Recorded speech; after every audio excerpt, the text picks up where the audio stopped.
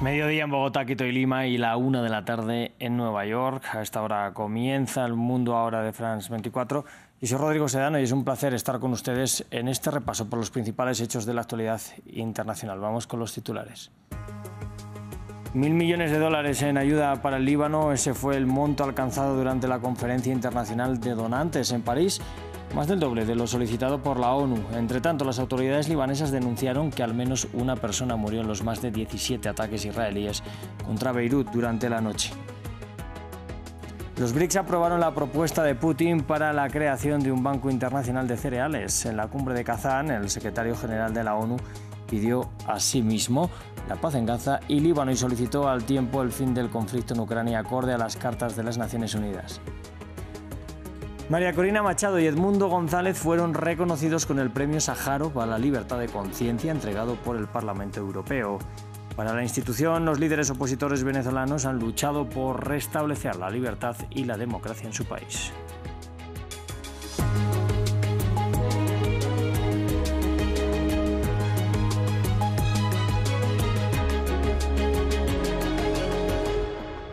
Vamos a comenzar en París, donde representantes de más de 70 países se reunieron en una cumbre de donantes que logró recabar más de 1.000 millones de dólares en ayuda urgente para el Líbano. Todo mientras en un mes de la intensificación del conflicto con Israel, los muertos ascienden a 2.593. El canciller francés informó que el encuentro superó el objetivo y logró recaudar más del doble de lo sugerido por Naciones Unidas. Según el funcionario, de este dinero, 800 millones irán a ayuda humanitaria y los 200 restantes reforzarán al ejército libanés. Vamos a escuchar al canciller francés.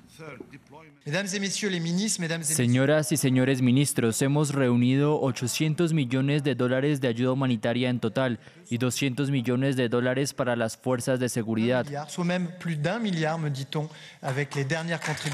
1.000 millones, me dicen, o un poco más.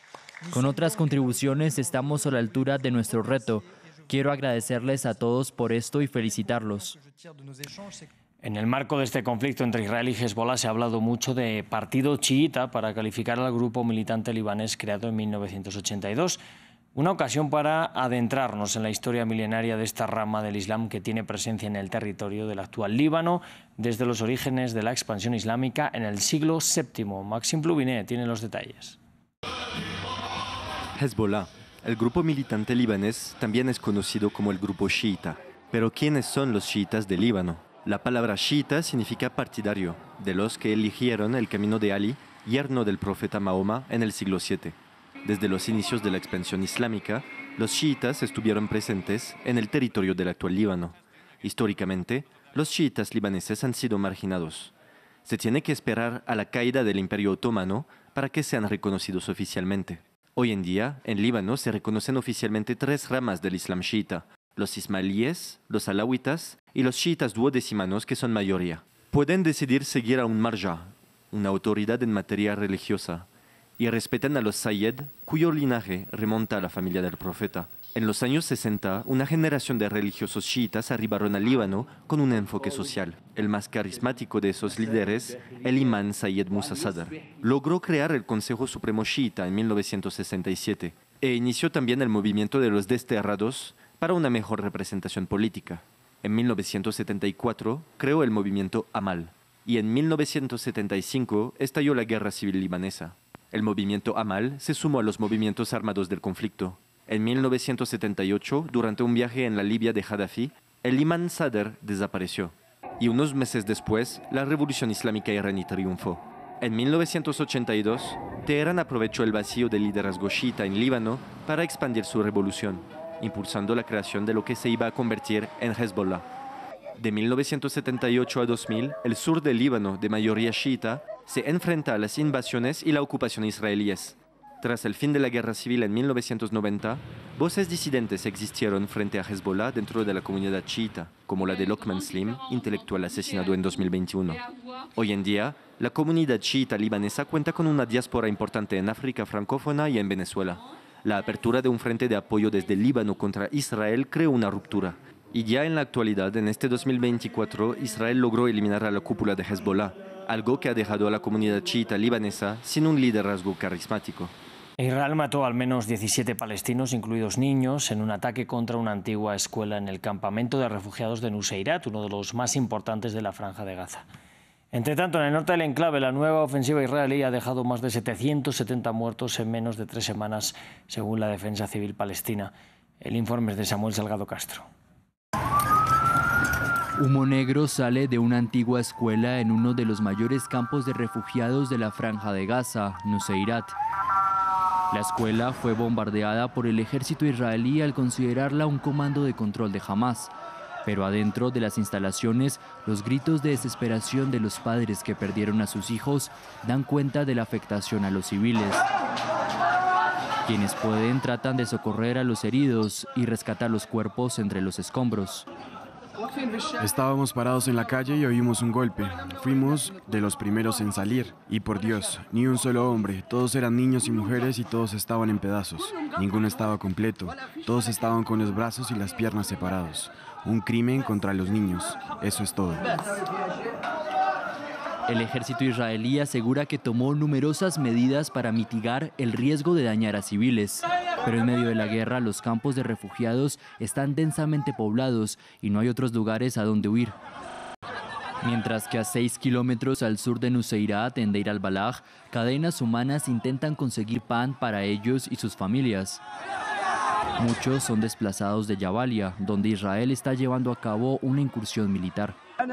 Llevo aquí desde las 6 de la mañana haciendo cola para conseguir un paquete de pan. Tengo 14 miembros en mi familia, 14 personas, y hasta ahora no he conseguido nada.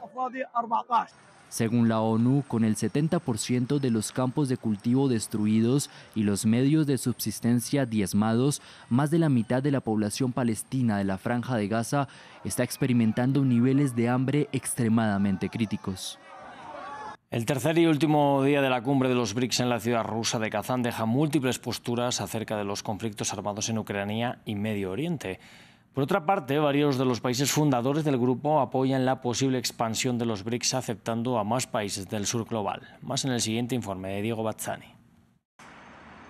El último día de la cumbre de los BRICS agita la geopolítica mundial. Este jueves, en la reunión que se realiza en Kazán, varias delegaciones se pronunciaron acerca de los conflictos armados en Ucrania y Medio Oriente. El presidente de la Autoridad Palestina, Mahmoud Abbas, pidió con vehemencia una resolución del Consejo de Seguridad de las Naciones Unidas que urja a un alto al fuego inmediato en Gaza y acusó a Israel de querer expulsar a los palestinos de su tierra. Se están cometiendo crímenes de genocidio y limpieza étnica en la Franja de Gaza. Esto forma parte de un plan para vaciar el territorio de su gente, especialmente en el norte de Gaza. A su vez, el secretario general de Naciones Unidas, Antonio Guterres, afirmó que es imperioso lograr la paz en los diferentes conflictos armados del mundo. Necesitamos la paz en Líbano con un cese inmediato de las hostilidades que avance hacia la aplicación de la resolución 1701 del Consejo de Seguridad. Necesitamos la paz en Ucrania en consonancia con la Carta de las Naciones Unidas y el DIH. Necesitamos la paz en Sudán con todas las partes silenciando sus armas. Por otra parte, ante la voluntad de más de 30 países de entrar a los BRICS, entre los que se encuentran Venezuela y Turquía, China, uno de los fundadores del grupo, apoyó la idea de la ampliación del bloque.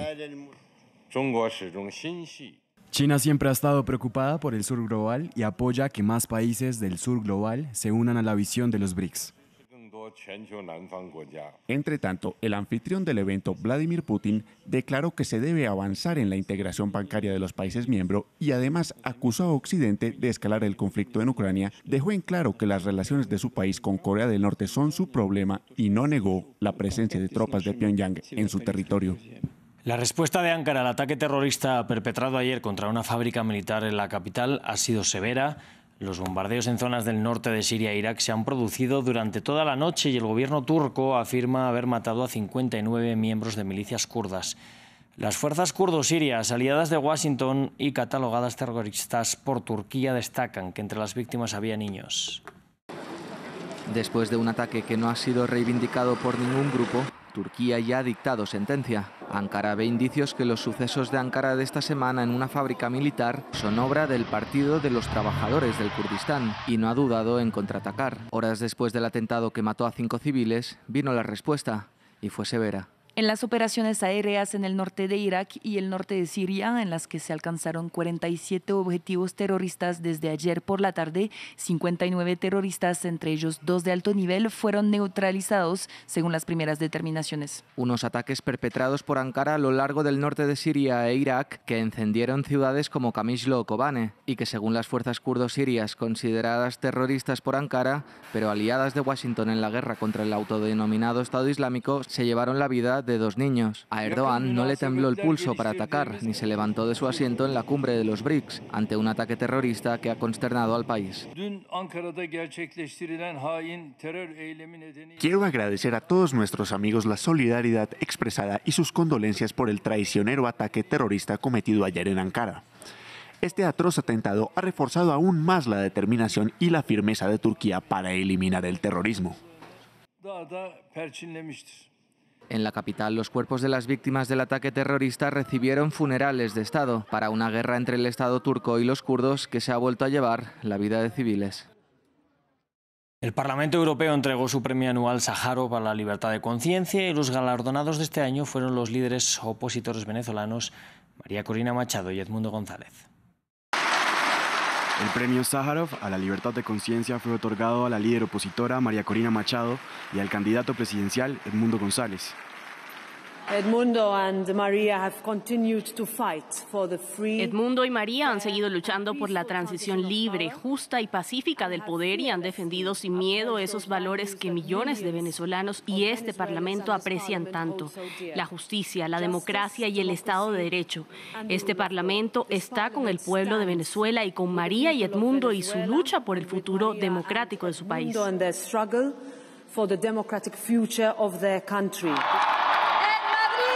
En un comunicado, Edmundo González, asilado en España desde el 8 de septiembre, agradeció por el galardón y denunció la situación de los presos políticos en Venezuela. Pero la lucha no ha concluido. El régimen persiste en bloquear el cambio político, incurriendo en más y más violaciones de derechos humanos y crímenes de lesa humanidad. En 3 meses ha elevado la cifra de presos políticos de 300 a 2.000, entre los cuales se encuentran personas discapacitadas, mujeres y niños. El galardón llega tras las elecciones presidenciales del pasado 28 de julio, en los que ambos bandos, chavismo y oposición, se declararon ganadores. Por un lado, el Consejo Nacional Electoral declaró como ganador a Nicolás Maduro, mientras que Edmundo González y María Corina Machado dicen tener las actas que certifican que fue el opositor quien venció en las urnas. Esta es la segunda oportunidad en la que el Parlamento Europeo otorga este reconocimiento a la oposición venezolana. En 2017 el premio fue entregado a la entonces opositora Asamblea Nacional y a los presos políticos del chavismo. Michigan es uno de los estados pendulares clave en las elecciones de Estados Unidos. Es el segundo que más votos de colegio electoral otorga después de Pensilvania y es también la sede de las 3 grandes compañías estadounidenses de un sector automotriz en crisis desde hace décadas. El voto de los trabajadores de estas fábricas será fundamental para decidir quién se sentará en el despacho Oval. Nos lo cuentan Héctor Estepa y Aitor Chavarri. Brian Panbaker ha visto durante décadas cómo decenas de fábricas cerraban en Michigan. Su familia votaba demócrata, pero él apoya a Donald Trump, el mismo viaje político que han realizado miles de obreros. Todos nuestros trabajos se están yendo a México. El Partido Demócrata está representando a los ricos en Nueva York o a la élite de Hollywood en California. Ya no nos están representando a nosotros. Su casa es un tributo a Trump, el candidato republicano que ha dicho en campaña que el apoyo demócrata al vehículo eléctrico acabará con miles de empleos. Eso va a destruir nuestra industria. Tenemos plantas enteras que todo lo que construyen son motores y esa gente no se va a necesitar más. Detroit ha perdido más de 1 millón de habitantes desde 1960. Las viviendas en ruinas son testigo de la crisis generada por la deslocalización de fábricas en países donde la mano de obra es más barata y la bancarrota de 2 grandes automovilísticas. Ovidio Aldana también es trabajador automotriz y votará demócrata. Cree que defienden más los derechos laborales. La administración Biden durante nuestra última huelga en 2023 estaba también con nosotros apoyándonos por mejores condiciones laborales y salarios. Esta área comercial en desuso es otra de las postales de un declive que perdura ante la reticencia de las fábricas a reabrir por los altos costes operativos en un estado donde cada voto cuenta. Así nos despedimos, sigan conectados.